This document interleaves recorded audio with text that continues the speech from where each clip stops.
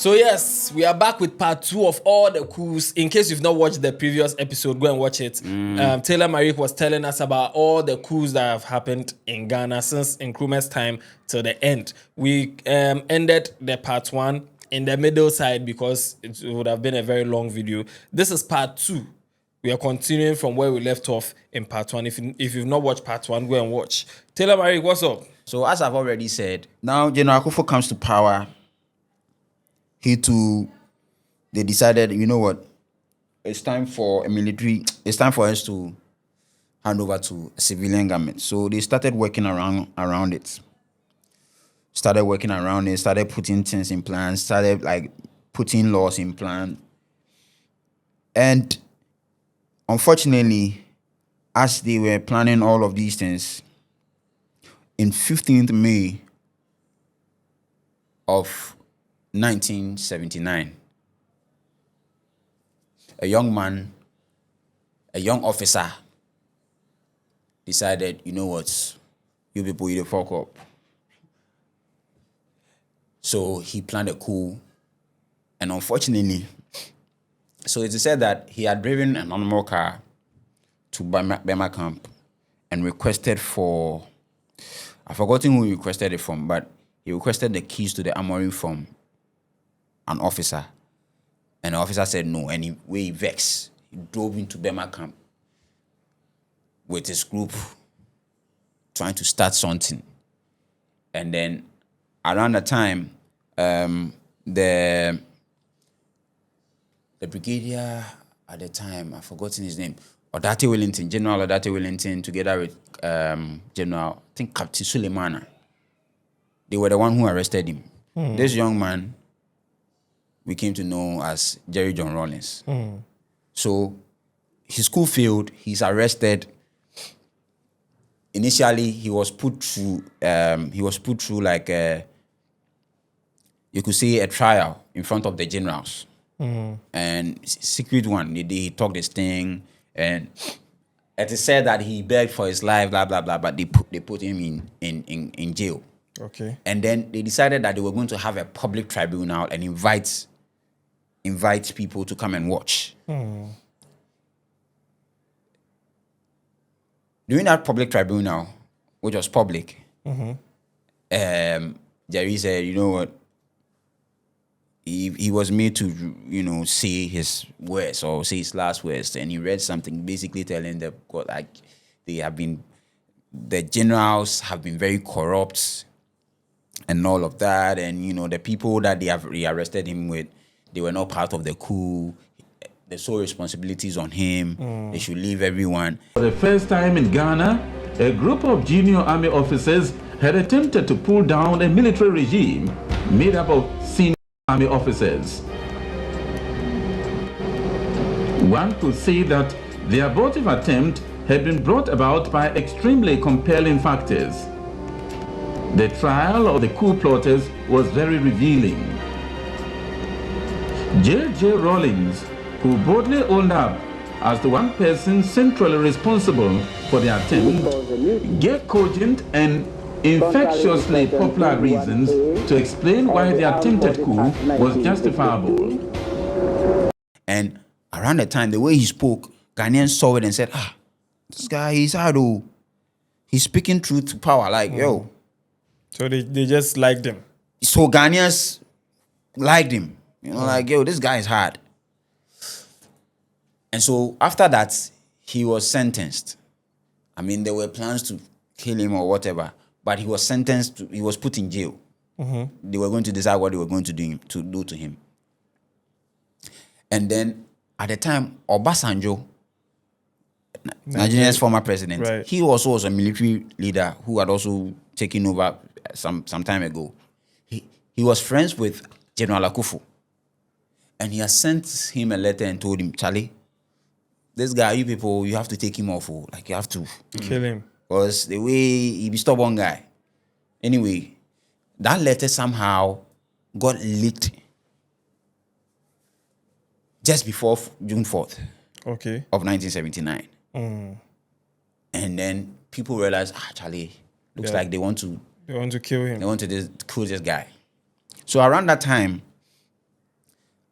I mean, prior to that, there had been plans towards this, something like this, right? But it looks like Jerry went ahead of himself to do the 15 May coup, which he did not tell most of these people. Okay. Right? He did not tell anyone. He just recruited junior soldiers. At the time, soldiers without ranks were called soldiers, right? And then there were the officers. So officers, soldiers. So, and apparently it's become known in history, over the course of history, that Flight Lieutenant JJ Rawlings liked to recruit the soldiers.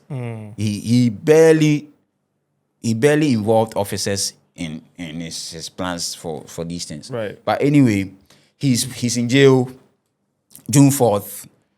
Captain Major Boachijan previously knew Jerry when he was in Legon. Boachijan was a student in Legon at the time when Jerry started coming up, and they became friends. He became a journalist. General Boachijan became a journalist. It was after he said it before that it was his friendship with Jerry Rawlings that kind of gave him the zeal to become a military man, whatever. But so he got to the military, became a senior than Jerry. Okay. Because at the time, if you're a student, if you're a university graduate and you go to the military, you get higher rank. Yeah. In fact, he was the best man of Jerry when he was getting married to Mrs. Akune, Acheampong Rawlings, right? So they had already set things in motion, blah blah blah, before the 15 May thing. And so when that thing happens and they got to know about this, together with Captain Acheampong, Peter Tasiri. Peter Tasiri is still alive. He's the current chief of Tolon in the north.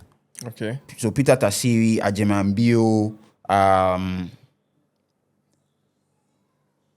I've forgotten the other person. Like, there were a list of like the core people. Obviously, like I said, Ghana Coup, they recruited other soldiers. Yeah. So it is said that it was Peter Tasiri who went to free, together with his team, who went to free Rawlings at the time during the coup. And then the Acheampong, who I've mentioned his name previously, when the coup started, this was a 36-hour coup. Then 1979 coup.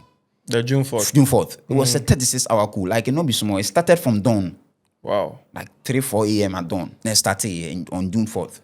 So Jerry is released. Acheampong, who was part of the plotters, he had a little beef with some Air Marshal. I think it was Air Marshal Boachi also.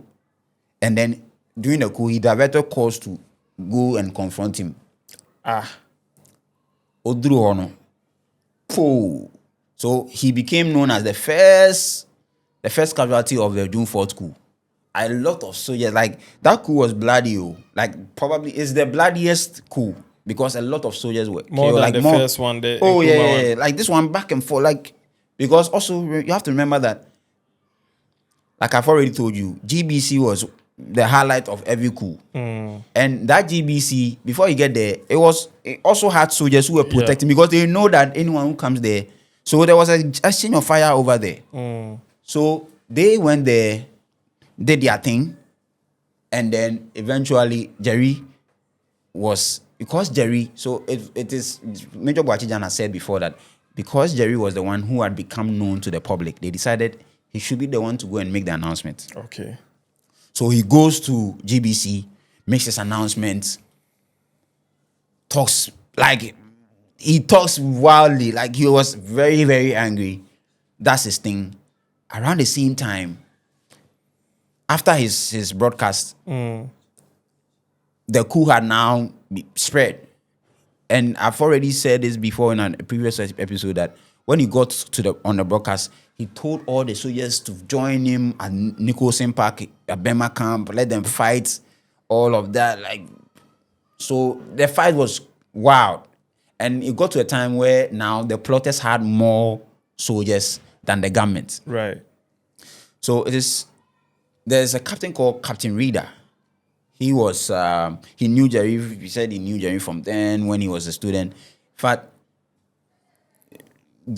Flight Lieutenant JJ Rawlings, before he became like a senior officer, before he got to that flight lieutenant, he had failed like 2 exams. You know, when you are in the military, you have to write exams before you get to the other rank. Yeah. So he had failed the exams, and so it was Air Vice Marshal Boache who was the one who helped me pass. Like, he literally passed him. So anyway, Major Reader says that he gets a call that, yo, this is what's happening. He goes to Bema camp, meets up with Captain Suleimana and General Odartey-Wellington. They put things together, how they were going to fight and all of that. They started moving around, and at some point, they end up at the police headquarters, right? But before that, Reader had gone to GBC to go and clear the way for Odartey-Wellington to come and talk on behalf of the government, basically to follow the coup. So they are going to prepare the place.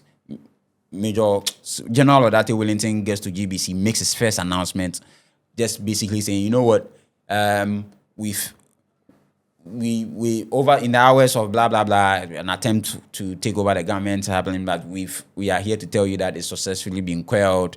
Right. We are pleading with the plotters to come and sit with us. Let us have a discussion around this, blah blah blah, and then he left. Then a few hours later, he came back to the studio again. I am pleading with. I have the voice audio. I'm pleading with you guys.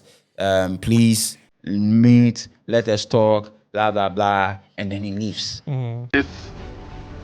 During the early hours of this morning has been curled.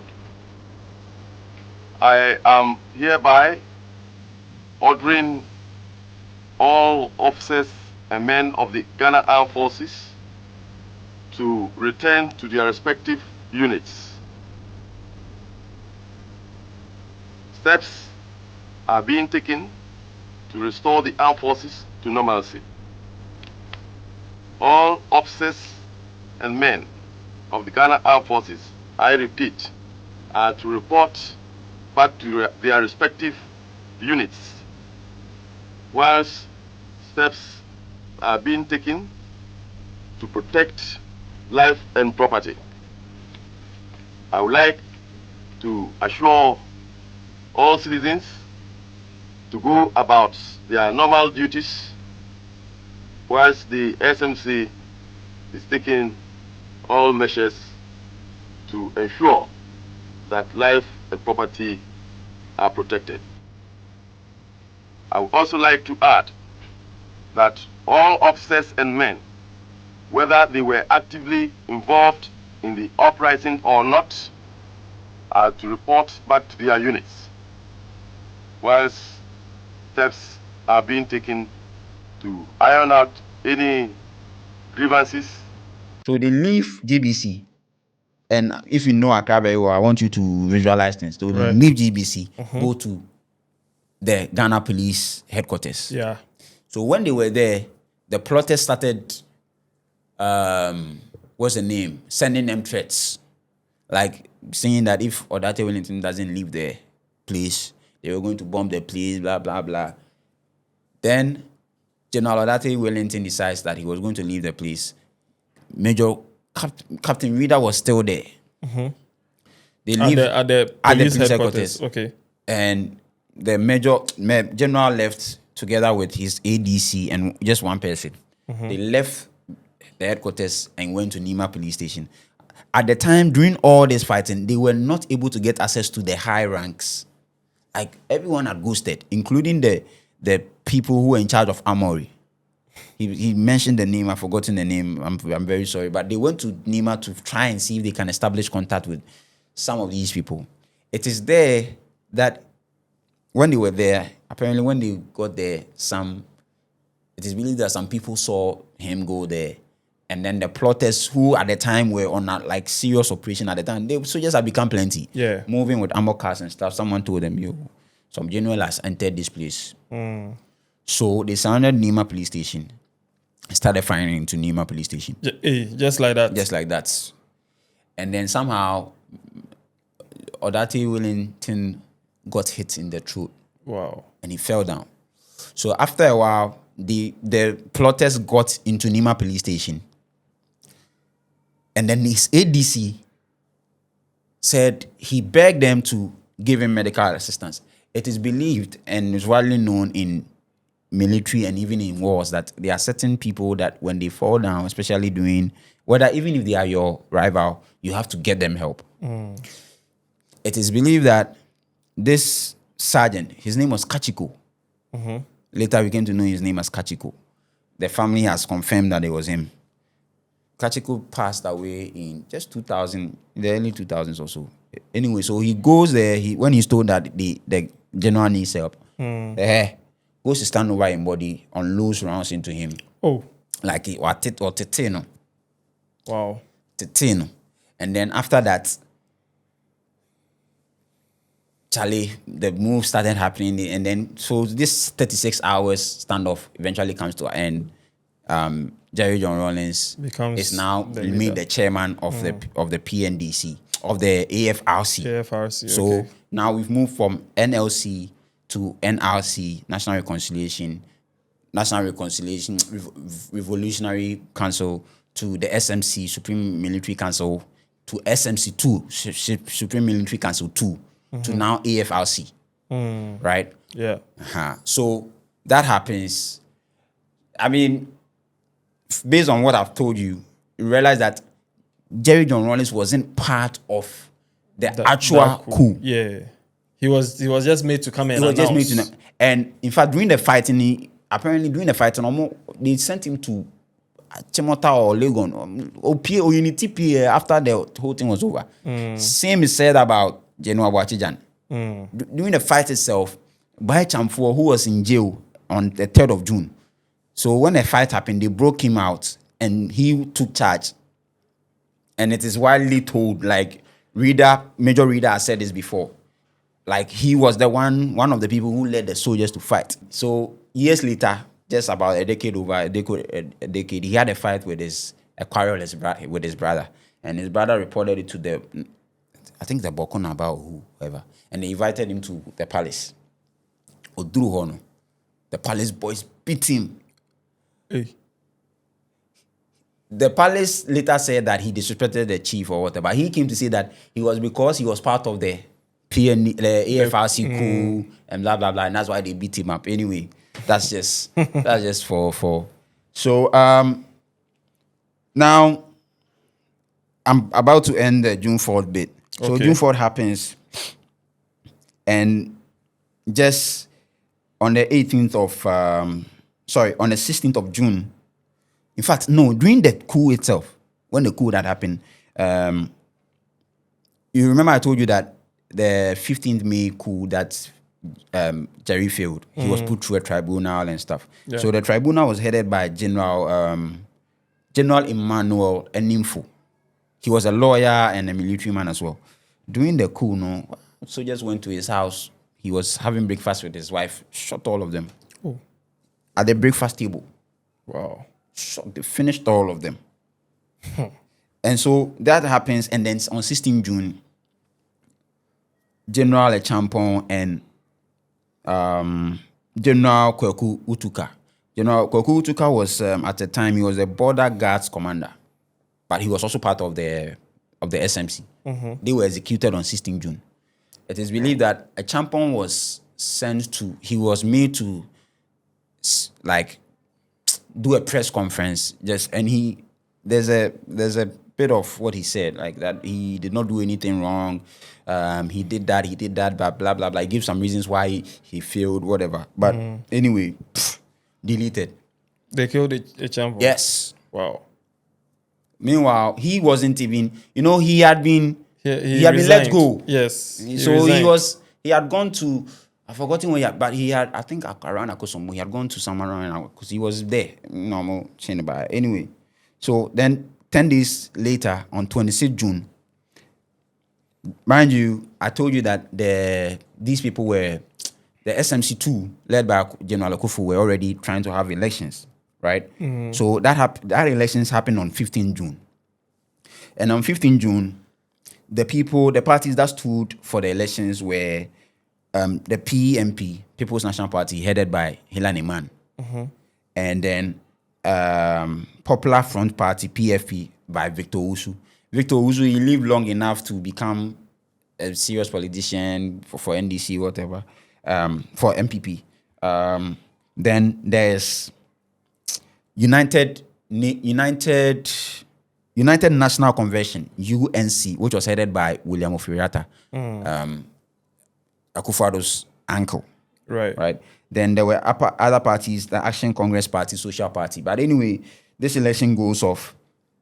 The first round, PNP wins 71 out of the 140 seats, 62%. But the presidential election was high, was close. So they did a runoff in July of that same year, and that is when Limann won the elections with 61.38%. So now Limann becomes the president. Right. At the same time, General Afifa had also, after his arrest in 72, after the Busia coup, and he was released in December, he went to Mampong, he went into a quiet life, he became a farmer. But he was, like I said, he was active in politics, including, like I said, he campaigned against the Unigov government. Basically, he was a campaigner for democracy and civilian governments. Right. And so during that 1979 election, he opted to he stood for the parliamentary elections for Mampong North constituency, and he won. Wow. Unfortunately, on 26 June, before he could even ascend or take that seat, because officially the people who won the election was sworn into power in September of 1979. 79, yeah. But 26 June, sharp, Afifa, who was brought, General Akufo was arrested. Air Vice Marshal Boachi, who I said passed, Rawlings was also arrested. Roger Feli, he was the youngest amongst them, the generals. He was 36 years. At the time, he became the foreign minister under the Acheampong government. Also arrested. Then General Kote, he served plenty. He became, at a point, he became deputy head of state. He became chief of housing. He became deputy chief of defense staff, like plenty.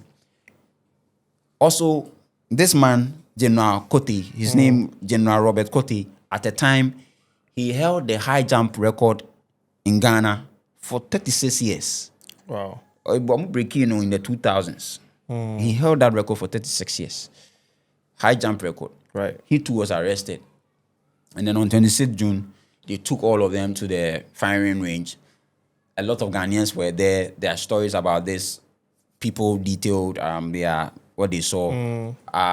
In the last episode, I mentioned one journalist, Jos Ayi. He was there to cover the thing as well.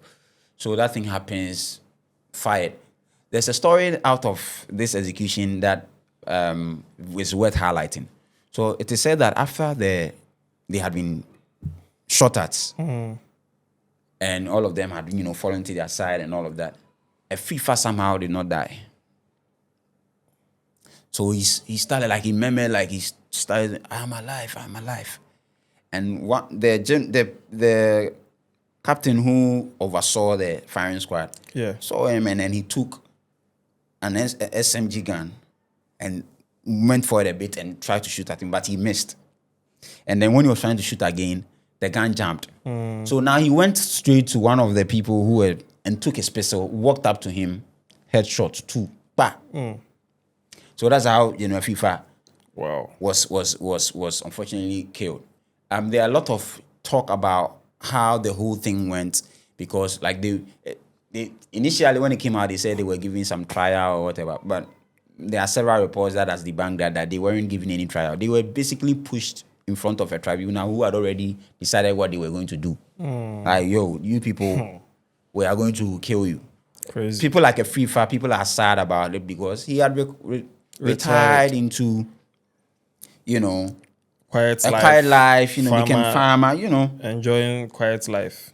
There's a rumor, I do not know this, I don't know even if I should mention this, but there's a rumor that squadron leader Dakukumi, they were part of there was something called PIT. PIT was the kind of like the tribunal, military tribunal that was in charge of making sure, like deciding the fate of these people. It is said that he was the one who recommended the execution of General Kote. And then somehow, years later, he went on to marry General Kote's wife. Hey.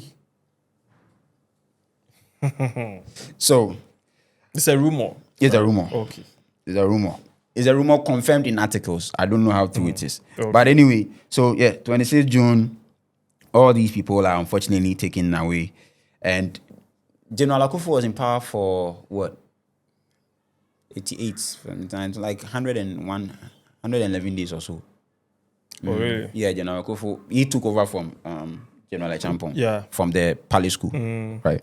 So anyway, Limann takes over, becomes the president.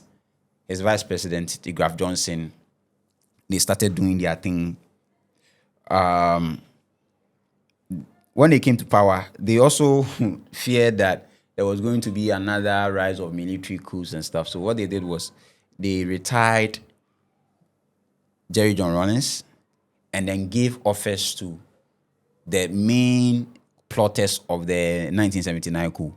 Basically, if you wanted to go to study abroad, they'll give it to you. They give some of them like some benefits. We give you some house and stuff. So Major Boachijan then went to the UK to do some, to go to school. Right. Jerry stayed. He said, nah, he didn't want anything. He did here. I mean, they obviously, even though they retired him, he was put on a salary. They had given him a place to stay, whatever. But today, JJ Rawlings is unemployed. He was sacked from the forces by the civilian government to which he handed over power. He now lives in a small flat with his wife, a designer, and spends his time driving round on his motorbike, trying to keep alive the ideals of his June the 4th revolution. But like I said, they fear that if he had access to the military base, they could organize again. Coup, yeah. So, anyway, that goes on. Limann comes into power in, like I said, in September of 89. 79, sorry. Then 1980, then 1981. He was also in power for just like 2 years. There isn't much you can talk about Limann's regime because he, just like, that now there had been a compounded history of a lot of like deaths and just dysfunction in the system that had started from the Nkrumah time. The military government came to make it worse. Right. Buja came to do his thing with the aliens compliance order and the devaluation of the CD. Acheampong came, did his thing. So it was just generally a mess. So really, he couldn't do much. But somehow, Jerry, things had become expensive. I mean, I've seen videos online from foreign media where they had gone to town asking about prices of goods. The prices are skyrocketed, crazy. Jerry then was moving around trying to, more like, how do I put it? Like, he was also trying to be the face of the Ghanaians who were wishing for to be in a good place, for things to change, a better life, right? And for what he had done, handing power over to Limann, people respected that, So he was still able to mingle with the people and stuff, even though he was being monitored. Right. There's a video that I've seen where Captain Chikata was driving on the motorway, and this foreign media, they were recording a documentary about life after the June 4th and, the rule of Limann. And on the motorway, you could see a motorbike follow a car and a motorbike following Captain Chikata's car, right? And the camera captures that, and then somehow the car and the bike stops for a while. And then when the car moves forward, Chikata now. The people who were following him, they came to approach the foreign media. Why are they recording it? Blah blah blah. I mean, it's a whole lot. So it would be fair to say that after early in 81, Flight Lieutenant JJ Rawlings had decided, we probably have to come back. So together with Captain Chikata, Chris, our team, Hello Dijiwa, Daniel Akatapori. A lot of people have heard this name, but they don't know who he is. But Daniel Akatapori, Adebuga, American who was part of a lot of names. Abed Kwesi, a lot of names. Brigadier Arnold Kwenu, like all of these people, they were part of like a core group that decided they were going to take power. And so this happened on the 31st of December, 1981. Okay. It is said that by Adomako Nyameche. So Adomako Nyameche, have you heard Ajua Pinaman? That song. He was the one who sang that song. He was a military person. Oh, okay. So he was the leader of the military band then. Right? He said that, and he said it several times in a lot of places, that in 81, some of the coup plotters, including Adebuga, had told him that, that 31st night, they were going to play like as part of the Christmas activity, they were going to play a show where the president and the vice president were going to be present. And when they come, they should arrest them or either shoot them. I said, nah. He that thing party. He will not do. So anyway, that coup eventually happens. Right after there was a counter coup by one Colonel Ofuswapia, Masa Abodamu Yabasisia Obi Jimmy. So quick shutdown. And then we all know so the PNDC now, this after that coup was done by the PNDC. Okay. Right, the Provisional Defense, National Defense Council.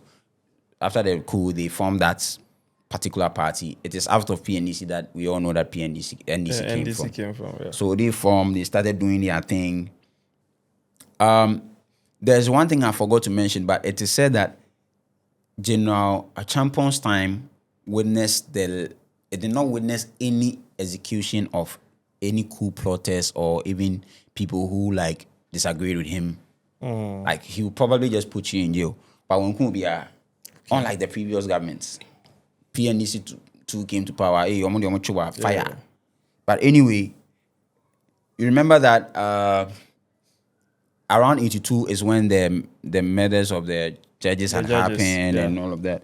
Then in 23rd of November 1982, there was an attempted coup, which I said was between the factions of some factions and supporters of PNDC, military people, I mean, where they disagreed with where the direction of the PNDC, and so they had like an infighting. Akatapori was part of that thing. Akatapori, who was part of the main coup, was also part of that one. Okay. So that coup happened. Like I said, was fire everywhere, but they failed. And then Akatapori himself was arrested. It is also said by Adomako Nyameche, who I've already mentioned who is. In fact, he's also the sister of Erama Bedu. You've heard the song, Kum Namaye. Yeah. That was his sister. That's Adomako Nyameche's sister. His sister. Yes. Okay. So it looks like he came from a family of musicians. Anyway, so that 82 coup happens, these people are arrested. It is said that on 28 November, Adebuga, who was part of the 1981 coup, in fact, it is widely known and confirmed by a lot of people that he was the main guy who triggered the 1981 coup, because when they started action, right? Anyway, he also is arrested. Adomako Nyameche says on 28 November 1982, they were at the barracks when they were called to an assembly. He was part of the Recce Regiment, which is at the time was the only fighting unit of the Ghana military. Right. So they called all the Recce Regiment boys. They came around, and then a helicopter came down. The person who came down was Adebuga. Hey. Recce Regiment boys say, Charlie, the way this boy help people, they called for his release. And then they walked Adebuga off. In fact, initially when they saw him, they thought that they were going to release him because they took him to the direction where Adebuga's house was. Right. It was later that they got to know that he was put in a guard room and had like two military men guarding him. Then later, these boys who had called for the release of Adebuga, the PNDC government decided, you people, you be stubborn. You go worry we. So, Recce Regiment boys, I think he said at the time there were about 52 boys. They had called another parade where this time from all the other battalions and other regiments had come to join, and they started picking people up. You come forward, you come forward, you come forward. Took them to the castle. Forward. You're stubborn. So what did they kill them or what? They put him in jail. Okay. They put them in jail. I mean, some of them, they're torturing. Some of them were beaten, blah, blah, blah. Wow. Like. It was crazy. It was crazy. But I've already said that also before that November coup, there was the 82 coup by Monas, where Kokuba and his team had, that was also, they too tried an alpha.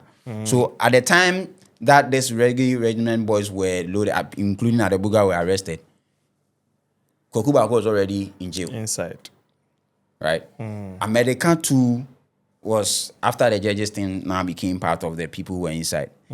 Then it comes down to 1983. This is probably the last recognized coup in Ghanaian history. Right. So, June 19th, 1983, all these people, together with other PNDC convicts or people they had arrested for trying to be stubborn against the revolution and PNDC, they were already in jail. Kubako was still in jail. Nano, like all these people were there. And then around that time, there was some corporals who had escaped Ghana and got into Togo. Their names were Baba Kakani and Corporal Omar Farouk. They had gone to Togo and put together like a team that were coming to do this 83 coup. And the plan was that they were going to make sure that every major jail in Ghana, they were going to have a jailbreak so that some of these people would join them. And so they sent people to all these jails, low-key, telling these people, Charlie, around this time, this be the action that will happen. Around this time, this be the... So in 1983, there was a jailbreak in Ghana, like a major jailbreak across the country. In Sawem, Usher Forts, James Fort, all these people, like all these prisons that you knew that were existing then. There was a major jailbreak because they wanted these people to come and join the coup. And so 1983 happens. Jiwa and Abdul Malik, who was part of that coup, the 81 coup, all of these people, including Adebuga, they were still in jail. But Jiwa and Abdul Malik were the main orchestrators of this particular coup, including one Captain Ajumba, Corporal Ajumba, sorry. They came together, did their thing. And the Yawabi say, so they go to GBC, like we all know. They go to GBC to make the announcements. And there's a little fight between the camp of Jiwa and I think Abdul Malik or whatever, and another faction. They were deciding who was going to do the broadcast. Well, broadcast, no, I'm so now it means you are the, So whilst they were doing that, GBC has 3 gates. they captured gate 1 and I think gate 3, and it was left with gate 2. And whilst they were infighting, Major Kwashiga, Courage Kwashiga, who was then a member of the PNDC, and his team started fighting these people, and they fought the coup over there. At that time, Jiwa had gotten the chance to go and make the coup, make the broadcast. Yeah. He was a young boy. Jiwa was like 25, 26, whatever. Choir announcement in New York, as we. And then Major Kwashiga and his people came in, swung in, gunfire. Anyway, they fought this. Major Kwashiga goes on the broadcast and says, you know what, hey, Kwashiga we fought the coup. So things come back to normal. Jiwa, that it was during that jailbreak that Jiwa, Akatapore, Adebuga, and America were able to escape. Right. Adumakunya Meche too was able to escape. But as Yawabi say, he went to his sister's house at Medina, Ramabedu's house at Medina. And then Ramabedu's son, who was his nephew, he had sent him to go to his house, his place, his unit at the Bema camp to go and retrieve his passport or whatever so that they can leave. And I think when the boy got there, because people knew him, people knew Ramabedu and the boy, they had been coming there. Right. So they knew like this guy looks like he has gone to his sister's house. So they eventually traced him there to his sister's house, surrounded the house, called him out several times, OBMP. Raining nights, they started firing into the house. Walls of the house came down, crashed on them. He and his person, they left. They were able to run away. They broke apart so that their escape could be. Yeah. He said that he decided now that he had to go and see, I think Adolfo, or one of these high life legends. In fact, he wanted to go and see him, but he had to walk from Medina to go and see to his house around. I've forgotten. But anyway, it was raining, and after the coup, they had pictures and names had been circulated.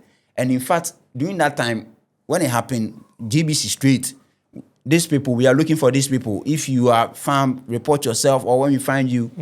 So he picked mud from the floor and smeared it on himself, and started having to walk from Medina to wherever he was going. He had to go through Legon.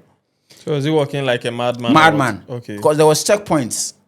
So he said he reached Legon checkpoint. The military men were there. They tried to call him, and one of them said, but I'm for you now.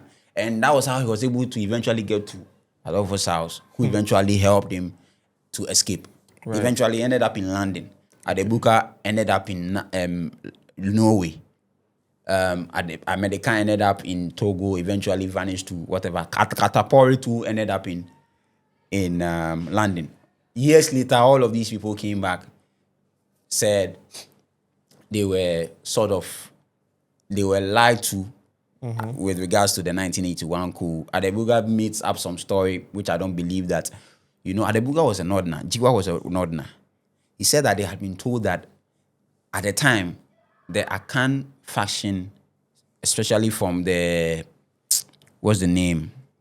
The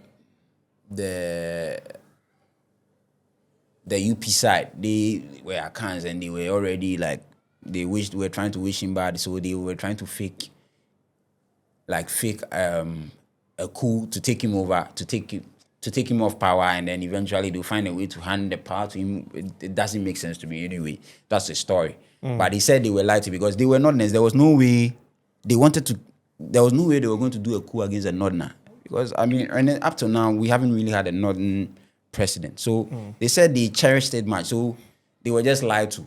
And that is why eventually they decided that we were going to do that coup that failed. Yeah. And so, like I said, there was a low-key coup in 85.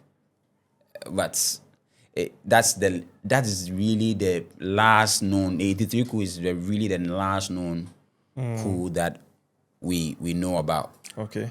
Since then, there have been low-key ones, which wasn't major. Maybe someone sitting in their bedroom trying to do something. It's not really worth Nah, it's not really worth noting. Okay. So that is really the history of all the coups that have happened. Yes. So leading to the Fourth Republic. Exactly. Okay. So from Nkrumah to NLC headed by General Ankara to Buzia to General Acheampong to General Akufo to JJ Rawlings to Limann back to Rawlings. Back to Rawlings, yeah. You know, whenever there's a little hardship in the country, then some people will be on social media saying, make the soldiers do coup, make the soldiers do coup and things. We have to. I don't think people understand these things. Yeah, look, let me break this down. And this is something I did not want to go. It's not a line I didn't want it to go on, but it's very relevant that we understand why things are the way it is now.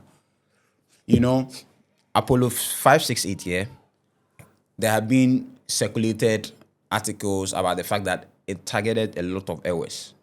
And because what's the name? Buzia was born in Wenchi, a Akan man. General Acheampong was an Asante. So it is said that when he was taking off power, it became people were not a lot of Ashantis weren't happy. I mean, they had lost their man. In Nkrumah's time, yeah. Also, he's also known as one who didn't put a lot of hours in his team, whatever. Anyway, but around his time and before the coup, there was something that happened. This man Osagyefo Dr. He was a linguist at the then Asantene's palace, and he had spoken against Nkrumah, and he was arrested together with about 7 people. So that particular thing said it became a landmark case in Ghana called the R.E. Akoto and seven others or whatever. I've forgotten the title, but the lawyers would know. And he was represented by J.B. Dankwa. That case went to trial, whatever, blah blah blah, and then it failed. They were jailed. He was jailed for up until the coup. So you see, this thing, it has created this. Look at the factions, and we are talking about Buzia Ewe. Then we talk when Kotoka was killed. It was alleged that it was a planned thing by the NLC to take him away because he was unaware, whatever. Like all of these things have compounded. Osagyefo, the linguist who eventually became a politician, his son is the last Agric minister, Osagyefo. You remember that man? That's his son. That's his son. Okay. Right? That's his son. Someone like, I'm trying to remember whose else son became. There's a businessman who was called Obi Amponsan. Sorry, B.A. Mensah. B.A. Mensah is the father of Herbert Mensah. If you remember Herbert Mensah is former Kotoko chairman. Yeah. He also, both of them also became very active in MPP. In fact, his father, B.A. Mensah, was at the time became a leading founder of the MPP. Because also AFRC time, his assets were seized. Okay. So like there's this whole thing that has been going on, and so it is not surprising that there are factions in our elections right now. And people will say, it's been years, why are you doing that? When before Akufo-Addo left power, we came to know about the bond situation and how people's money were lost because of the haircuts. The haircut, yeah. These are people who have sworn that they will never vote for MPP. Ever again, yeah. Ever again. In years to come, if their kids and grandchildren get to hear about this and they decide they are not going to vote for NDC regardless of whatever they've done, MPP regardless of whatever good they will bring, you will not understand. Yeah. During the NRC, the National Reconciliation Commission, there were a lot of people who came, and it's not just AFRC or PNDC. From Nkrumah's time, people who came to tell, when Nkrumah did this to me, Acheampong did this to me, this one, he did this to me, Buzia did this to me. the people who were sacked from in the Apollo 568 thing, like I said, most of them were Air West and whatever. The grandchildren and the children of these people, do you think they would like the UP party, which eventually the MPP came out from? They wouldn't. So there's that. Then there's also the atrocities that happen. Like for instance, Boachijan. You see, Boachijan, when the 81 coup happened, he was abroad. He talked against it. Because they thought, Charlie, we wanted to do a coup and we've done the revolution. Most of these generals have been killed. The people that we said were profiteering, were doing kalabule, were killed, were taken off. In 79, Makola, the original Makola is not where it is. It used to be at where Rawlings Park is. Rawlings Park, it was broken down because the AFRC government said, market women were kalabulis.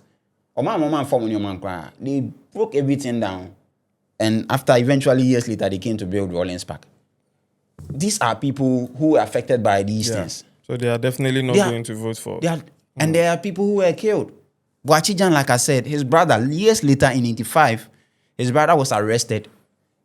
Military men planted fake guns and ammunition at Boachijan's sister's house, Evelyn. She used to work as a lab technician also. They arrested Evelyn. They arrested Boachijan's brother, and then his nephew, including there was during Nkrumah's time there was a reverend father who was a minister called Coups. His son eventually also came to part of the students' association that were against the AFRC government. Honestly, 85 years, they were killed. They were tortured. Look, Ben Epson has said this before. What's his name? Begokuba has said this before. Boachijan's brother, Chemejan, the back, it was cut. The flesh was cut and was given to him to feed, to chew it. I said, Debbie. And they gave it to Koga. Their tips of their manhood was split. They were lashed. Like Ben Epson said he saw it. And then eventually they were tortured and eventually were killed. Haludu Jiwa. I've talked about they were Omujane, Omuso, their foolishness. When they ran away, most of them they never tried to come back to Ghana. But Haludu Jiwa and Abdul Malik, they decided to plan the thing again. And they came back into the country through the border and they were arrested. They were tortured and killed. Their tapes, their murder was recorded by Riyad Uzafe, who I mentioned in the last episode. That tapes have never been produced. Flight Lieutenant General Rawlings came to the NRC and said, he had seen the tape, but he did not watch it to the end because he didn't want to watch it. But all he saw was they were brought down from a plane by Jack Bebley, RSM Jack Bebley, who I mentioned sometime in the episode that later he was put in jail for robbery. I'll talk about all of these things on my TikTok. These are not crime store worthy. But my point is a lot of atrocities happen. So don't sit somewhere and make noise about, we need military rule. Bro, you cannot stand it. Akufo Dubai, Amukoye, Galamsey demo, that they arrested some people and put in Nima and Nwamai, and then during the 2 weeks remand safe. You couldn't stand it. You think you can stand a military rule? No, you can't. Regardless of whatever good intentions they have, you can't. So let us be relaxing about these things. Obviously, our democracy is shitty. There's a lot of things that has to be changed. There's a lot of accountability that we are not seeing. But I promise you, the military rule is not as simple as that. There are only a few times that some place like Rwanda, where Kagame came to take over power, who was a dictator, and he made things right. There are places like Singapore, Malaysia, where some dictators came to power and made things right. And I think Nkrumah had the chance to do it.